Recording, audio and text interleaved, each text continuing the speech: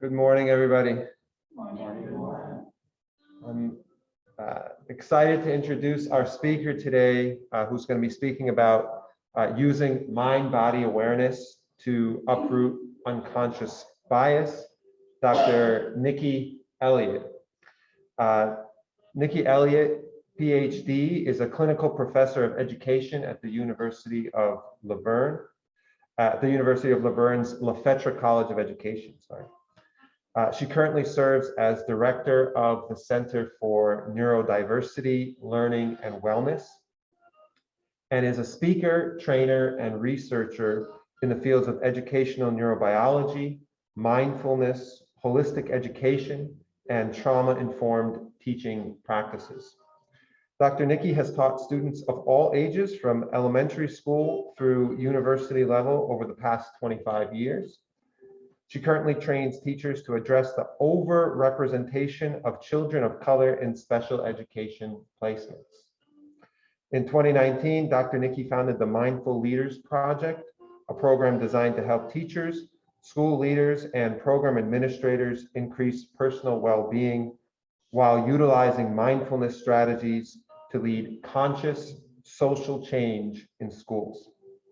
The Mindful Leaders Project is currently in wide-scale implementation in San Bernardino City, Berryessa Union, and Pasadena Unified School Districts. And fun fact, Dr. Niki sleeps with her passport in hand while dreaming of her next mobile adventure. Please join me in welcoming Dr. Niki Elliott.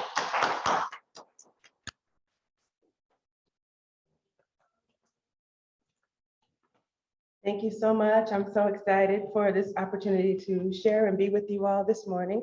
And for everyone joining online, Dr. Morales, thank you again for the invitation to be with you.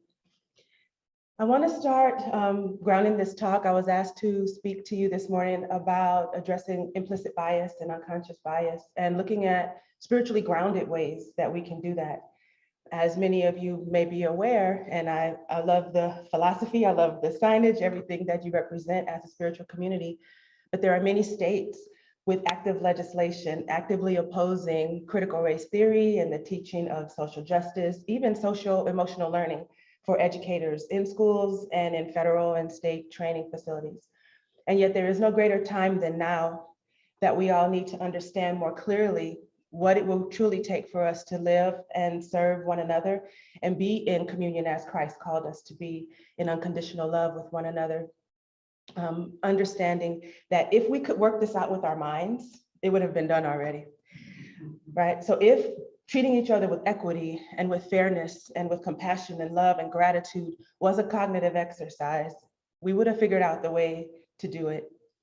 I work in schools with children who, when you look at an innocent child, 5 years old, kindergarten child, who would look at a child at that age and that level of innocence and decide up front that they didn't deserve to have equal access to a quality education, equal access to beautiful, well-equipped, safe school facilities. And yet this is our reality in many places in the United States. And so I just want to ground a story that really helped nail that in for me, because for 25 years, I've been on multicultural committees and diversity committees, and you get tired of recycling. We go to education conferences and we're recycling the same conversation over and over. And I keep asking God, what's missing? What are we missing in what it takes for us to really, truly experience heaven on earth as a global and loving, godly society? And then I bumped into a teacher at a teacher training. We were discussing mindfulness and mind-body practices, really just for managing the stress levels of the teachers involved. But the conversation moves into diversity, equity, and inclusion. And as it does, I have a teacher confess, and she perceives herself to be in a safe space, and I'm glad she felt that, a white teacher, say, I don't know what it is, but something in me is deathly afraid of my kindergarten Black boys when they have a meltdown. And I could not wrap my mind around that. She's saying, when I see this particular child, he's African-American, kindergarten, having a meltdown on the floor, something happens and I can't explain it. And this sensation results in campus security being called, which results in a 5-year-old child being handcuffed. And that's what a lot of people say, what? How could this be? How could you say you're a big, tall adult body, a 5-year-old body is having a meltdown? How does that result in a child being carried away by campus security in handcuffs? So I asked, well, if a white child has a same meltdown, a white 5-year-old boy, she says, no, I don't have that equal discipline. And so that's a lot of what we look at when we consider disproportionality in schools. Why are certain children over-referred for discipline compared to their representation of the population in that school or classroom? And why are certain children overrepresented in special education, in segregated, isolated classrooms, as it compares to their percentage of the population? And so as a lot of people are aghast, as you are, like, what are you saying? So I had to back it up, because part of me is like, you can't mean this. This is just purely a part of your racist structure that you will see a Black child not behaving, he gets the most severe, unreasonable consequence for a 5-year-old, but a white child does not. But something in my spirit said, look deeper. And so out of this investigation, like I really needed to unpack this, because I realized in that moment that no amount of cognitive discussion about equity and inclusion and research was going to change what was happening for a teacher and others like her. And so that led me down a different path to exploring different avenues of research to help us understand what happens in our bodies when we are in an encounter with a person that we've been socialized and trained to perceive as an other. And so there are other bodies of work looking at how we address anti-bias, implicit bias, culturally responsive teaching. And this work grows out of something that we call now embodied social justice. How many of you have heard that term before? Embodied social justice. All right. So this is what we want to, it was a pivotal turning point for my career and for my work. So I'm going to ask you, we have to get out of our heads about the way we treat each other and really get into the body. So for so many years in education, I've been training teachers to change their actions. Change the actions. Do not call campus security and have a 5-year-old child put in handcuffs for a meltdown. I want to change this action. But what embodied social justice calls us to understand is that we have to back up far from that in order to really get to the root of what causes us to treat each other in inequitable ways. And so what we find in embodied social justice is that before that teacher had the action of calling campus security, she had a thought that says, my life or the life of the other children in this class is in mortal danger somehow in this moment, which was sparked by a feeling of fear, which came from a sensation in the body of a knot in her stomach, a heart palpitation, a tord in her chest, or a sparks on her skin, right? So what we begin to find out is that our bodies and our nervous systems, our survival instincts, when we look at unconscious and implicit bias, have been trained to react viscerally and unconsciously to anything that we've been trained to perceive as an other. And until we begin to become aware, so this embodied social justice asks us to become aware of what happens in our physical bodies when we are with a person that we may have been culturally over years. So if we think about it, when we unpacked it with this teacher, what feeling do you have when you're in the presence of Black bodies? She says, I think that I'm a fair person. I go to church every week. I love everyone. I give to social justice causes.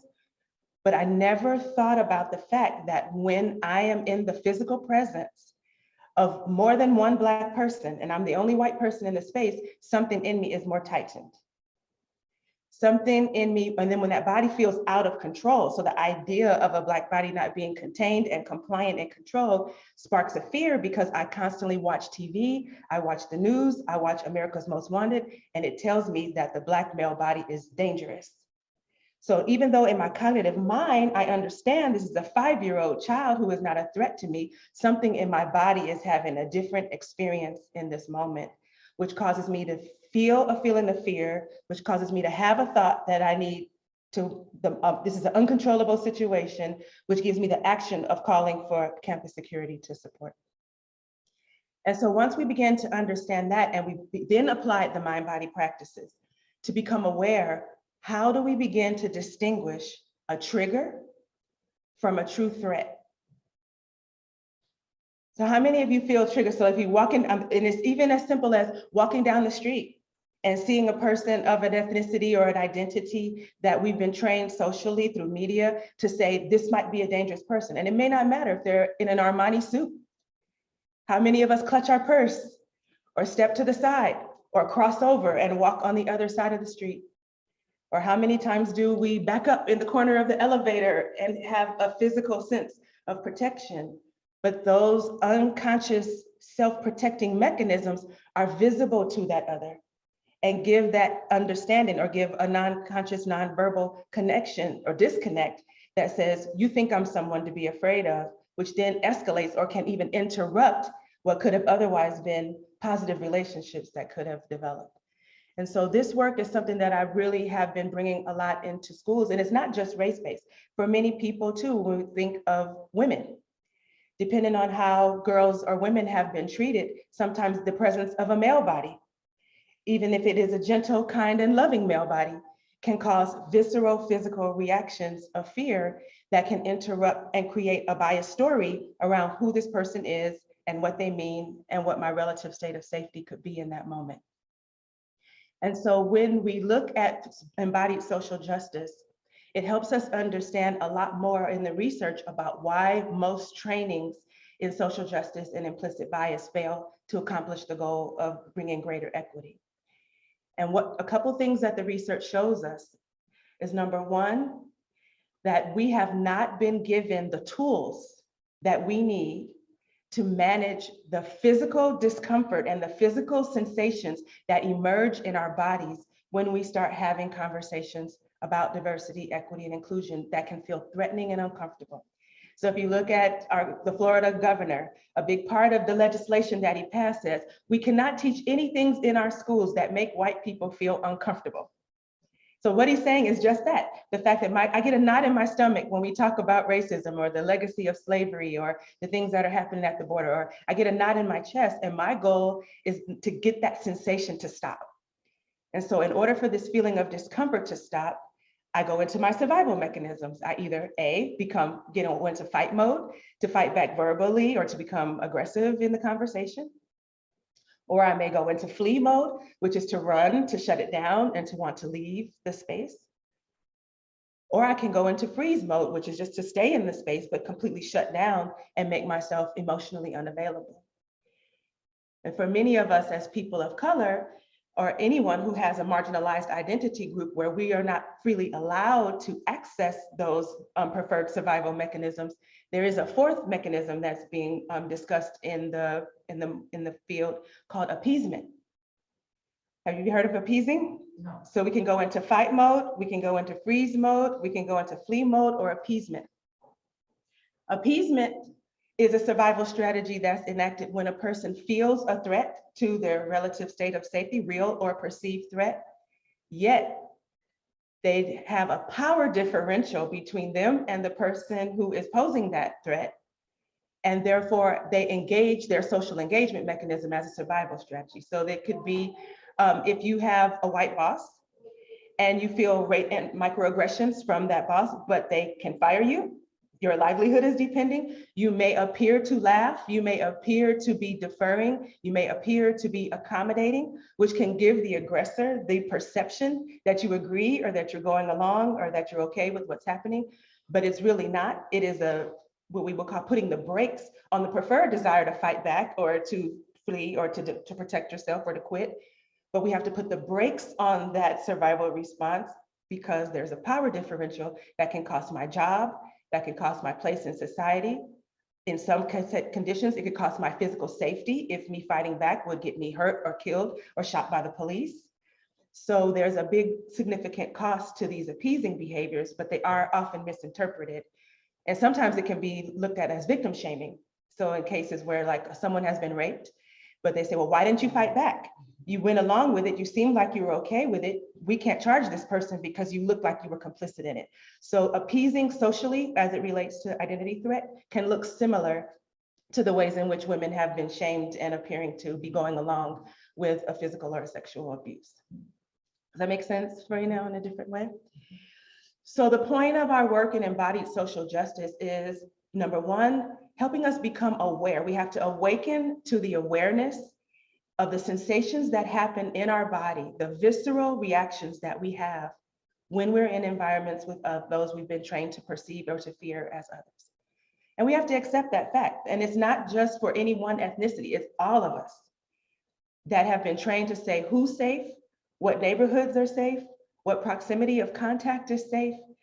And all of that is programmed in our instinctual survival mechanism. And so it's amazing to me when I think about it, when I look at the amazingly diverse schools where I train teachers, that we get along as well as we do, considering that our nervous systems are on alert at all times to keep us safe. And we have not thought consciously and explicitly about the ways in which our nervous systems are triggered by difference and otherness. And it could just be the smells of food, different types of cultural ways of being, whether we're direct in our conversation or whether we're more indirect and kind of circumventing the points of things. All of these things have emotions that come up for us and they have to be unpacked. The second thing that the research shows us that we have to do, and this is what Christ called us to do, is to spend time physically in communion with people that the world would say are othered. The Good Samaritan, the leper, those that we were told, stay away from them, they're not like us. Those were the ones Jesus went in toward. But it's not just a cognitive exercise of giving for the cause that's far away from us.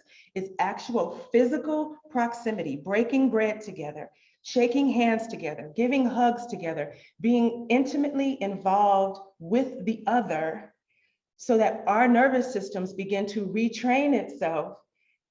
And that nervous system to nervous system co-regulation is what we call it.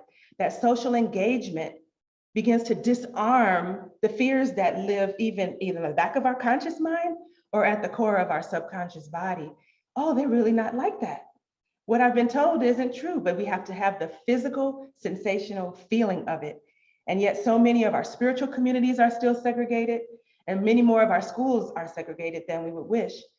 And so for teachers, it's a lot to ask. How do you pick yourself up, not just coming to work, but how do you pick yourself up and plant yourself in the community in the ways in which those communities engage?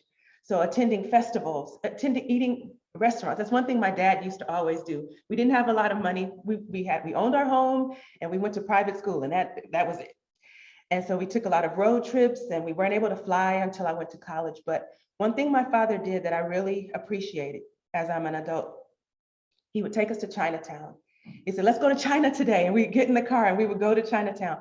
But he wouldn't pick an Americanized place. He would pick a place where we were the only people who weren't Chinese in the restaurant, where everybody was speaking in Mandarin or some dialect of Chinese. And they would same thing, go to Japan, go to Korea, we're gonna go to Mexico. We would go to all these places and be the only ones. And when I asked, why did you do that, Dad? He said, because I want you all to feel comfortable everywhere you go. Wow. I want you to feel that you belong to the world, not just to Inglewood. And that is something that was a very wonderful gift. It was a very modest thing that he could do, that we weren't flying to the Swiss Alps and to all these places, but still within that, there's no place that I go that my body doesn't register. You can be comfortable here. You can connect genuinely with the people here. You can be comfortable with sounds and smells and taste and music and ways of communicating that are different than how you would do it. And so that's one thing that I really constantly am asking my teachers to do. Go into the community of the children you teach and interact and engage in ways that are meaningful and culturally relevant and authentic to that group. Not the way we bring an International Food Day into the schools where it's a completely sanitized and isolated experience. And so what I really want to ground us down with, and then I really want to open up to conversations to see how this is landing for you, is that we are experiencing a wonderful breakthrough in this merger of science and spirituality that is really beginning to help us understand the things that Jesus taught us. This idea of, in our contemplative practices and traditions as well, this idea of awareness. So there's a few spiritual traditions that I distill from my Christian upbringing that kind of are being now grounded in the mind-body science and in the embodied social justice science. And the first is this awakening of awareness. When we look at our mindfulness practices and the contemplative practices, when we pray, when we meditate, when we engage in breath work, when we do yoga, whatever your practices are, they're designed to awaken our awareness to the unconscious parts of us, the parts of our bodies that we don't pay attention to. So much in our Western society, particularly for us who are highly educated, we've been trained somehow to overvalue the cognitive aspects of the self. And we almost walk around the world as disembodied heads that just know a lot of stuff, but are not feeling the things that are actually viscerally happening in our bodies. And for us as teachers, I know that that's true because most of us are in a classroom with 25 children, not at the university level, but in elementary school. And there's so many teachers that either A, don't drink water and end up with a lot of urinary tract infections or dehydration, or B, end up with other conditions. Why? Because we can't leave 25 children unattended to go to the bathroom and we have no aid. It's the little things you don't even think about, right? But that leads to a disconnect. You have to shut off the body's need to go pee or shut off the body's need for water in order to function in a capacity that's not allowing for what the body naturally needs and how the body naturally flows.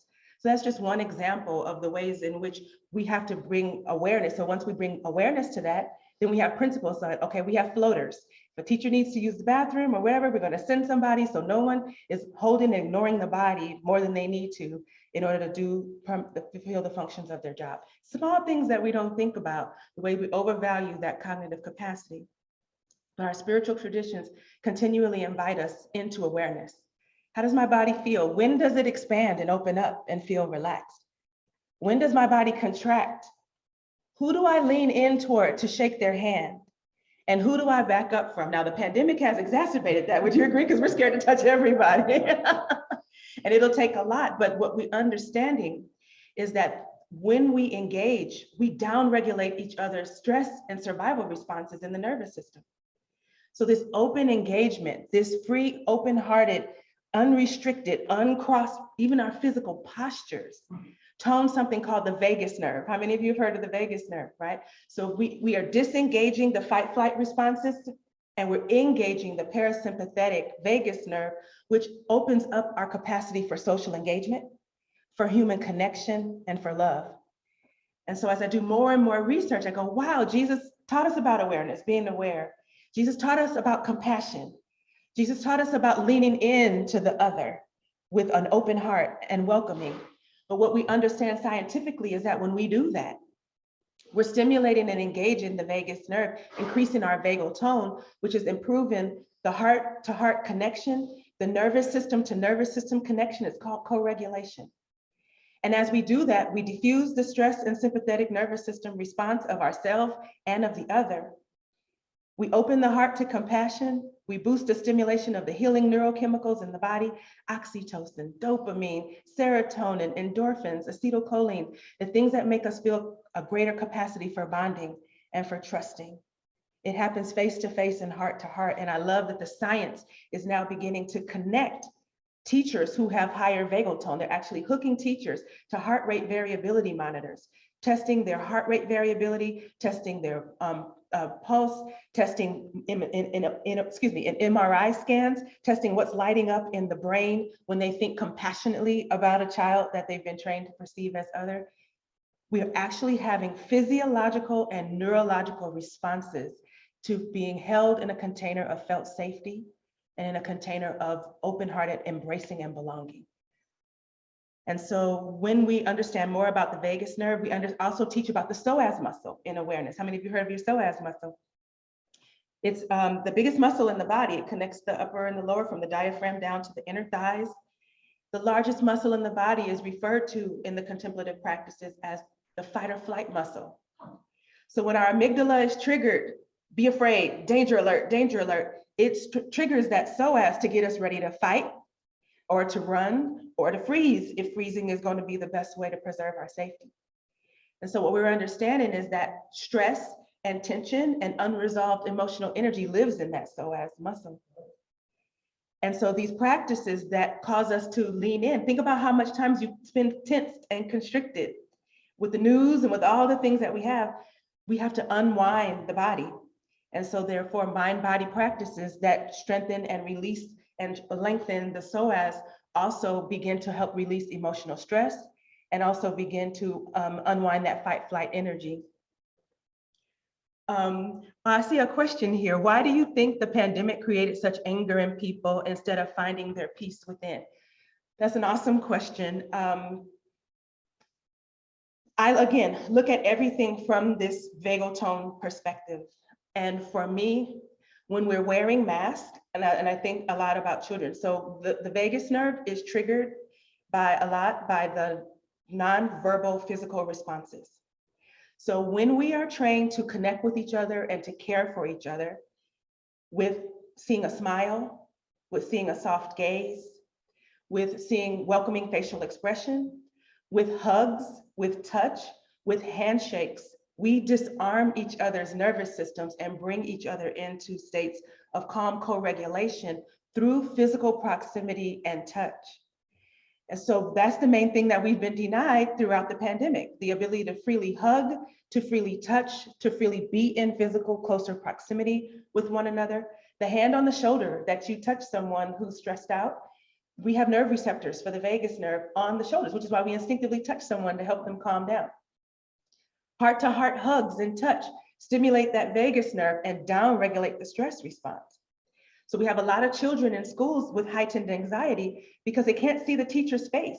Even speaking is harder for me. I've been a public speaker for 25 years. I can't see your faces right now. I don't know if you like what I'm saying, if you agree with me, if you wish I'd go home and stop, right? Because I'm losing all of the nonverbal communication that makes this a bi-directional experience. So the anxiety, thank you for your beautiful smile. So the anxiety is heightened, right? So even in this moment, your posture, your physical posture has been still and stayed this entire time.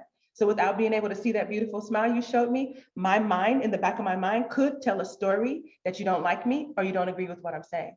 But over here, I see head nods and shaking even with the mask. So I have a little affirmation, which would then, to calm my nervous system in the moment, if I didn't know the practices I know, to pay attention to you less and to give my attention over here to where my nervous system is being more settled and co-regulated.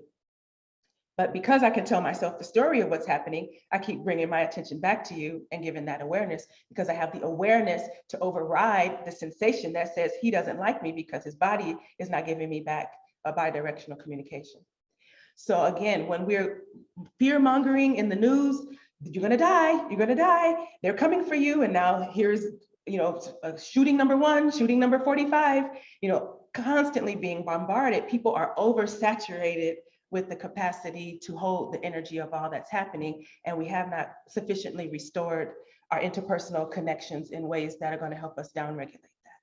And the research shows us that online communication does not replace the nervous system to nervous system connection that we have when we're in physical presence with each other. So I want to cycle back. So awareness is the one thing, compassion is the other. So when we are in compassion with one another, we see a physiological response in the vagus nerve. So actually they find a bidirectional. So we can either do exercises, mind-body practices that tone that nerve, which makes us more compassionate, which is why we would say, the more I meditate, the more I practice yoga, I feel a greater sense of compassion, the more I pray. But for people who are not engaged in the mind-body practices, we find that engaging in compassionate acts can also tone the vagus nerve and begin to support the nervous system. But it's so important as it relates to implicit bias that we understand that when we feel compelled to act on behalf of another to help alleviate their suffering, that we're not doing it from a place of pity. Because so much of our implicit bias is built into the idea that if a person with a certain look or identity needs help, they must need pity and I must be in the savior position.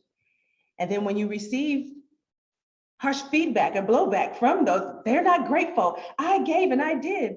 But what we're not aware of was the implicit bias of the pity that was the motivating factor of the work, which can compel us to do for another something that is not meaningful to them.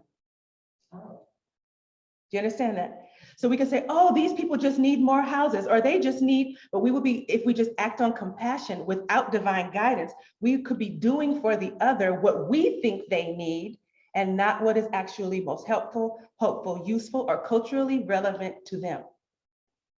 And so that's why when we act on compassion as it relates to addressing bias, we have to always take that pause. When we feel another suffering, we want to alleviate that suffering. I want to do something that doesn't make me feel so guilty for my privilege. So I'm going to act in compassion. I think they need shoes. I think they should want, but it's what we would want or possibly. So the pause that's needed there is to say, am I in relation with this person that I feel compassionately compelled to help? Am I in relation with them to know what type of help would actually be most helpful, hopeful, and useful? And when we take that pause to address our bias, I would want this. I would, well, parents should be at the PTA meeting like this, that, or the other. We make all these assumptions, but different cultures relate to schools in different ways. So if rather than pathologizing because they are not connecting in the way you would based on your cultural and identity, find out what would be the most exciting ways that would draw you in. Then that compassion moves to something that I like to refer to as compassionate right action. Because you can use your compassion to give the right action that would actually be beneficial, be helpful, be hopeful, and be well received by the people that you're supporting. But again, that can't be done without being aware of your position, not just acting out to get the feelings of guilt to go out of your body, but to step into relationship and engage with the other. And the most powerful way that we see to do that is through storytelling.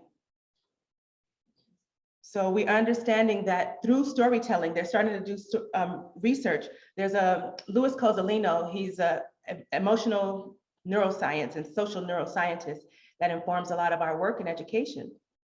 And they're doing some work that shows that when a person tells a story, when you sit, just as Jesus sat with Mary and Martha, we're telling stories, we're bonding, we're connecting, we are becoming a part of each other's awareness and awakening of how we each experience the world. But the research is beginning to show that the nervous system, the heart waves and the brain waves of both the storyteller and the listener are impacted by engaging mutually in a story. But what's the first thing we want to do? We want to dehumanize people. We cut ourselves off from knowing their humanity. We cut ourselves off from the story. What's the best way? That's why I always go to the bank. Everybody's like, oh, just do it online. Just make all your deposits online. I will never do that. I'll do it sometimes. But when it comes down to having a 30-day late taken off your credit for just a little accident that happened, or something on the line of that loan getting approved or not getting approved, that difference is in you not being a number.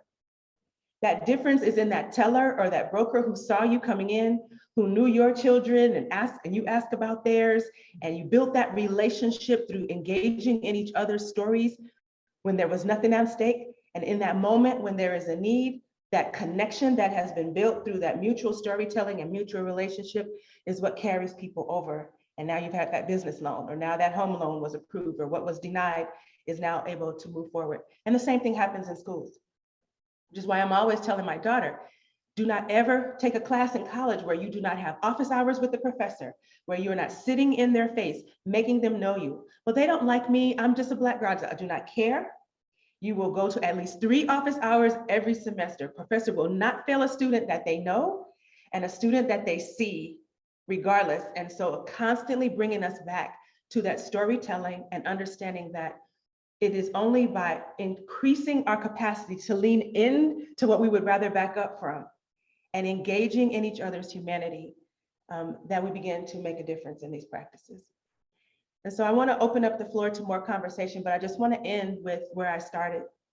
So this was in San Bernardino City Unified, the teacher that I talked to you about. And after she shared her vulnerable story, other teachers were confident then to share that they had similar experiences, particularly as the children got older, that they were physically afraid of middle school children of color, particularly the boys, or high school children of color. And we engaged for an entire year of awareness practices. Notice what sensation you feel in your body. Tell your body this is a trigger, not a threat. Create a breath or create a pause that allows you to lean into what you would rather back up from. Intentionally engage your smile, your nonverbal cues, to stay open where you would rather close up, to step forward where you would rather instinctively back up. Connect with those children that trigger you and know their story, not just the story or the stereotype, and just see what shifts.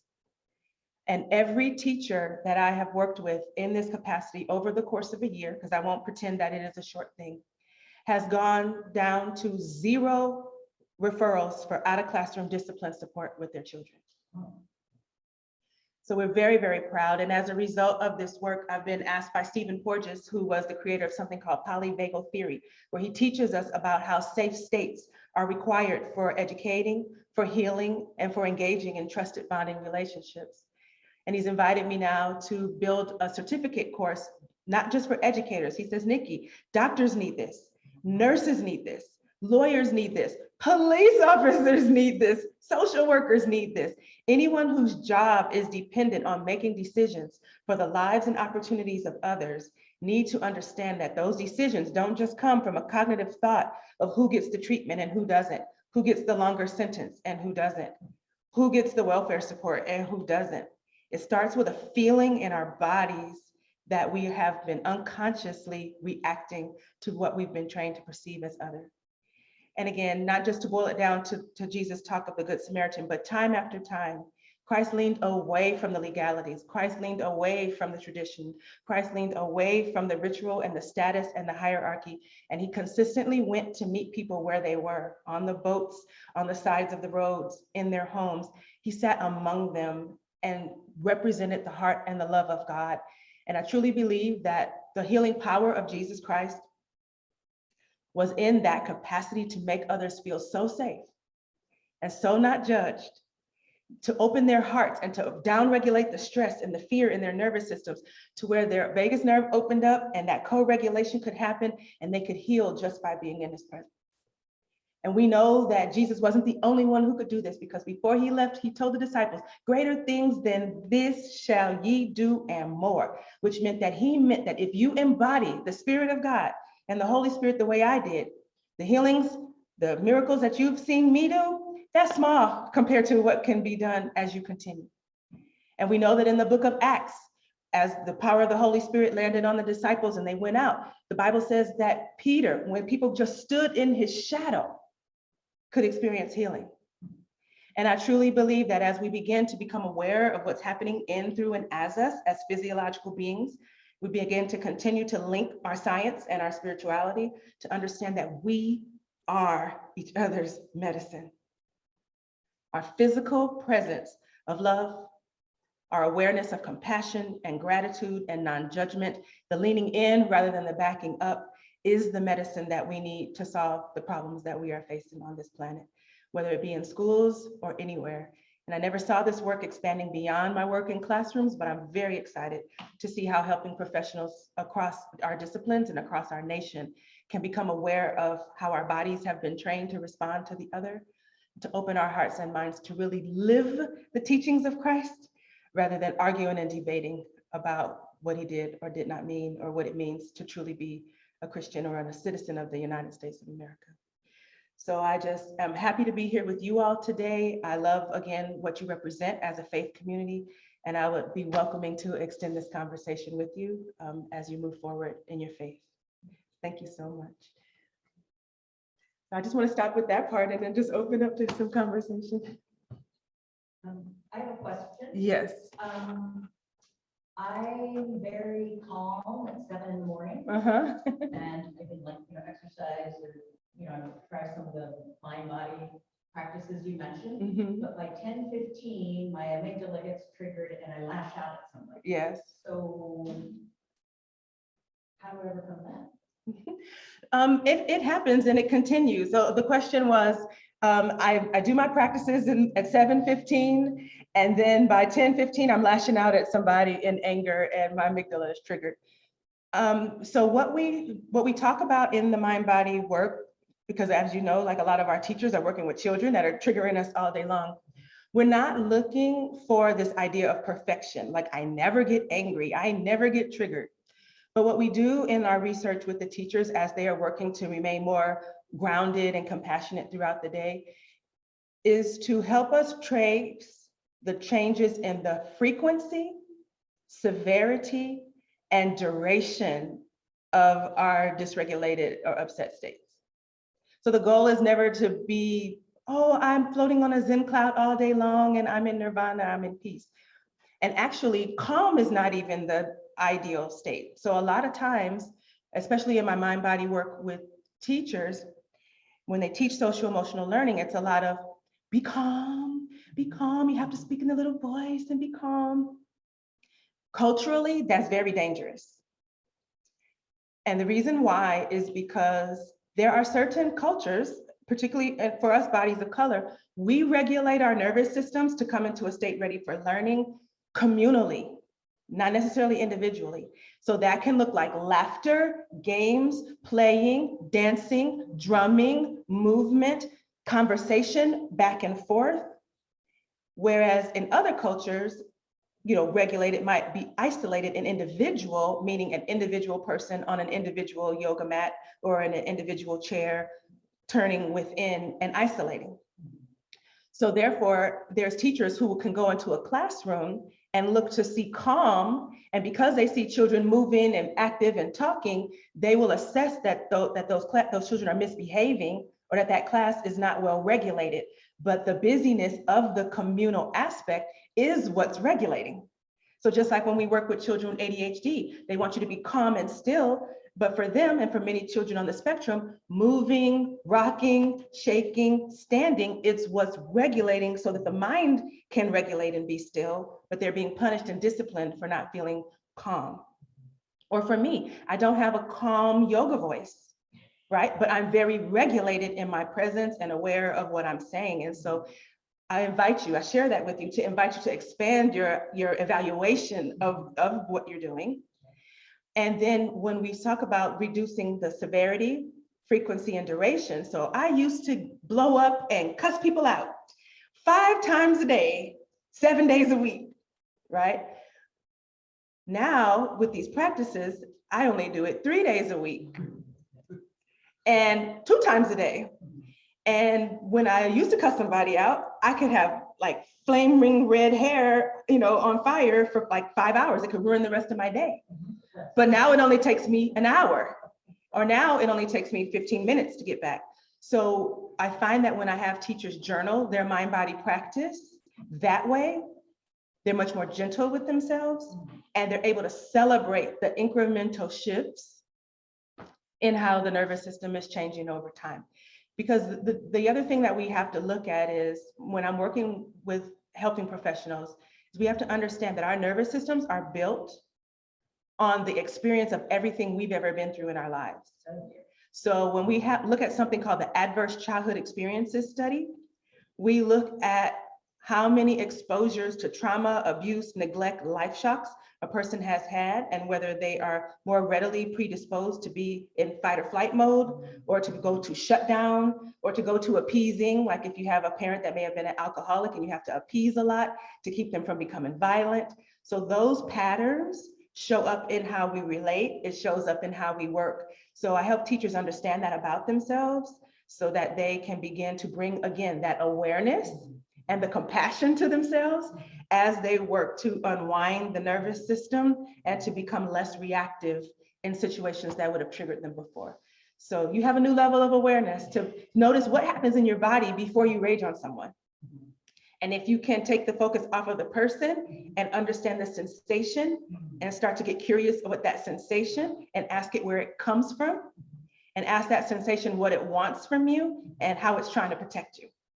If you can interrupt that sensation with your practices, instead of focusing on the action, which is the outburst, you will see that it will start to diffuse on its own and then track the frequency, severity, and duration and celebrate yourself.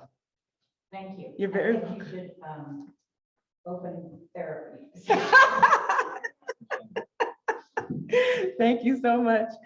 So Sandy asked a while ago, what can we do for ourselves and others to create connection?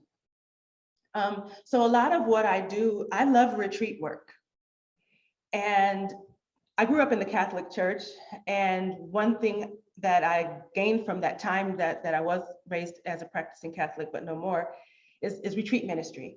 So this idea of breaking frame, and I've also heard the same thing from my business coach. He's a professor to teach me how to get executives to change their practices in business. He says, Niki, you can't do it with these superficial 1 hour professional developments or, oh, let's have a tea and a wine. He says, you have to help people do something called break frame, Sandy.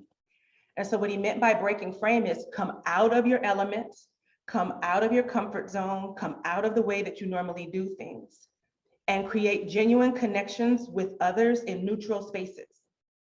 So one thing that we don't really pay attention to is kind of in the water, but truly white supremacy culture is in the water that we're all swimming in and living in, and there's so much unquestioned assumptions, right? About how to run a meeting, what an agenda or a time urgency, this over reliance and expectation of constant productivity, like every minute of downtime is wasted time, or if you're not to the minute on time. So we don't think about it, but all of those things are built into that culture. So if we have a space even that is in the community or the surroundings that feel most comfortable for white people, then you have to remember that everyone else is being asked to adjust to bond and connect on white people's turf, on white people's terms, and in white people's time. So those genuine connections, Sandy, come when we break frame. Everyone is in a neutral ground, out of the space where the power dynamics are, where the rhythms, the routines, the pacings are co-created by all the people. So for example, if I bring it back to schools, people want to create connections at the school site. But then I have my white middle class stay-at-home moms who like left corporate exec jobs to now they're the CEO of the elementary school, right? So they come into those PTA meetings, here's our agenda, and here's from 101 to 103, we're gonna do this, and from 103 to 102, we're gonna do that, right? And then they wonder why many parents of color don't come. So the narrative becomes, oh, those Black and Latino families, they don't care about their kids. That's not true. They don't feel welcome and comforted and included in the way we're doing PTA. So in our culture, it might not start at 1 o'clock on the dot. And it will not start with the first item of business. It's going to start with connection. And you better have brought some food. You understand what I'm saying? So then you say, okay, we need to stop this agenda. We have an agenda, but we have to connect first in ways that are meaningful to the people who are there. So that again is to stop assuming that we know what other people need and stop assuming that what makes other people feel comfortable is the same thing that makes us feel comfortable. So it's really that matter, Sandy, of unpacking all the way. Who's, just like we would accommodate now in our years, we weren't saying how many vegans, how many gluten-frees, how many don't eat red meat, you know, before you threw a dinner party. But now today, we wouldn't think of throwing a party unless we knew everyone well, of having something for all the different dietary constraints that could show up at that party, if our true care was to have connection and for everyone we invited to feel welcome and neat and accommodated. It takes that much awareness to co-create all of our social spaces, but we're not trained to function at that deepest level as we really try to build social connection. People want to feel seen. And being seen is not just, hi, how are you? I'm leaning into you. It's, I know who you are. I care about what makes you comfortable. And I have provided for your comfort in the way that I've set up this space. And without that genuine effort to lean in to living life and experiencing life in terms that are meaningful to the other, you can have no chance of making a meaningful, lasting connection. You may get compliance. You may get appearance of cooperation and participation, but it will be transactional in ways that people are there to get what they need from the exchange, but not to truly connect at the deepest heart level because they don't feel felt. And that's what the science calls it. Feeling felt is when I feel you feeling me back. I feel you feeling my nervous system in this connection. I feel you caring about what matters to me. I care you seeing me, and I care that you've made space for me and all of who I am to be fully present in this space. It's daily work to become aware of all the ways that we silence other people's needs and voices when we create experiences that are meant to socialize in ways that keep our own nervous system comfortable. It's going to be uncomfortable for all of us. So the spaces that we come into for connection are going to be a little bit uncomfortable for all of us. And we lean into that discomfort because being together is going to override our need to have everything feel safe and secure and familiar inside of our individual selves. Any other questions? Yes. Yeah, thank you so much. I love everything you're saying. It's very productive for me. Thank you.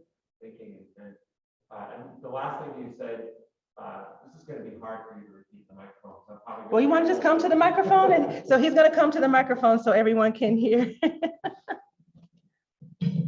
Yeah, I was just saying that the last thing you said about how we invite people in a way that can be uninviting just reminded me of the Aesop story of the fox and the stork, right, where they invite each other over for dinner and it's the exact wrong dinnerware so that they can't eat from each other's dinnerware. But that wasn't my question. My question, I'm interested in how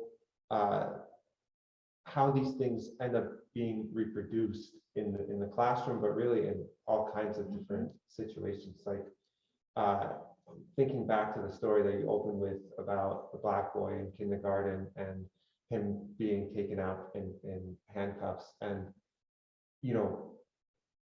there's the teacher's nervous system, but I'm also wondering what do things like that do to the nervous systems of the students in the room, and how that is actually might be reproducing those kinds of expectations. Yes. Creating their nervous system. Oh, beautiful. Thank you for that question. That's a wonderful question. And so that's happening everywhere at every level. Okay. So when we look at, again, there's a research from the 90s. It was done by Kaiser Permanente and the CDC called the ACEs study, ACE, Adverse Childhood Experiences Study. And what they did with that study was to look at how the nervous system, the brain, and the long-term health outcomes of people who've experienced trauma, abuse, neglect from 0 to 18 persisted through the lifespan in terms of health outcomes. And then some work was done later called the expanded ACEs study. They were like, oh, well, we just can't calculate whether a person may have experienced physical abuse, sexual abuse, whether they lost a parent or the parents were divorced. We have to look at community adverse experiences, right? So then they started to expand the research to understand, wow, being consistently exposed to racism, marginalization, microaggressions has the similar effect of the long-term health, long-term learning outcomes, and relational capacity as someone who grew up in a home with domestic violence or physical or sexual violence. Wow. And when I help teachers understand that expanded view, they're like, what? So when you allow bullying of your LGBTQ students in your classroom, because Jesus told you that there was a sin and therefore you're not doing it, but you're allowing it, it is as if you were letting that child live in an abusive home, which we would call social services to pull a child out of an abusive home, but we will expect a child to live, to function, and to have their highest cognitive capacity being on display in an environment where they're being called out of their name, whether they experience physical violence, whether they're being ostracized to the corners of the room or kicked out. It has a damaging effect to the nervous system. And so in my work, and again, in medical care, Black women have the worst maternal health outcomes in terms of maternal and infant mortality of any ethnicity. Even a Black woman like myself. So I would be considered in like the top 5% income bracket in the United States, top education, top everything. My first baby was stillborn. So my maternal health outcomes statistically are worse than a white woman in the Appalachian Mountains on welfare with a high school diploma. And what they're factoring in now is all of the racism and discrimination and othering and refusal of care that women of color will get when they're treated with bias, right? And so now they're starting to look at the social determinants of health, of how our overall health is impacted by constantly moving through societal spaces where we're on survival most of the time, that we leave out of our familiar communities. We're living in survival mode in order to function. And it has absolute consequences for academic outcomes, for health outcomes, and for the quality of social engagement, both within the communities and between communities. So now you are more primed to expect to be mistreated. So now you can be proactively aggressive, and it just becomes a spiraling cycle. And so that's why in this work, we have a two-pronged approach. Number one is to help people who have lived with marginalization by any identity marker begin to unwind the energy of that oppression out of the body and the nervous system over time with mind-body practices. And simultaneously, the other train track is to help those examine their points of privilege, right? To understand the ways in which they oppress others, because we are triggered by our spaces of marginalization, but we act on others and oppress others from our spaces of privilege. And we all have places, most, where we are oppressed, and most of us have places where we are privileged to oppress. So we have to become aware of both and unwind both aspects of it out of the body. And it can take a long time because we have to keep continually coming back to go, oh, why did I get a knot in my stomach? Okay, that's a trigger, not a threat. I'm gonna lean in and shake this person's hand. That white person did that to me in the past. You might look like them, but this is a new chance to have a new relationship. I'm gonna ignore that and step in. And it really boils down to that over time. Yeah. One question I had was, do you think people have asked the homeless what they really want? A lot of times we don't. And I work with an organization called Friends Indeed in Pasadena. And what I really love about Friends Indeed is that they recognize that in some cases, not every homeless person even wants to be removed from where they're living on the street. So they actually ask them, what do you want? How can we serve you? Who are you? They fully engage in the humanity of each individual that they serve, and then serve them in ways that are meaningful to that individual. And I think that is the highest respect. You know, people say, oh, well, here, you're on the corner asking for food, so here I'm just gonna throw this bag of McDonald's at you because McDonald's is better than nothing. You shouldn't be choosy. But it might be a mother and a family there that don't wanna feed their children McDonald's. They deserve that right to say, I don't want my children to eat McDonald's. Could you give me $15 so I can go in the store and buy a salad with some chicken in Trader Joe's? So again, that bias comes in that whatever I give you should be enough because you have nothing. That is totally disrespecting the humanity of that individual. Yes. Dr. Morales, I see your beautiful face on the screen. Thank you. Thank you so much, Dr. Elliott. I will, I'm home